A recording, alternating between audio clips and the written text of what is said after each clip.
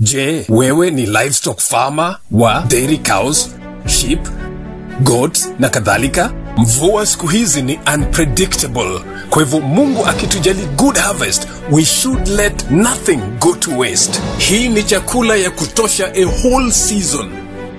Benwao Machinery and Construction tuko na solution. We are pleased to introduce this machine that helps you convert maize husk into animal feed for future use. It is diesel driven na inatumia mafuta kidogo sana kufanya kazi nyingi. Grass is no longer guaranteed. Chukua yako leo. Tunafanya deliveries kote nchini. These are just some of our happy clients. Benwao Machineries and Construction. Be self-sufficient.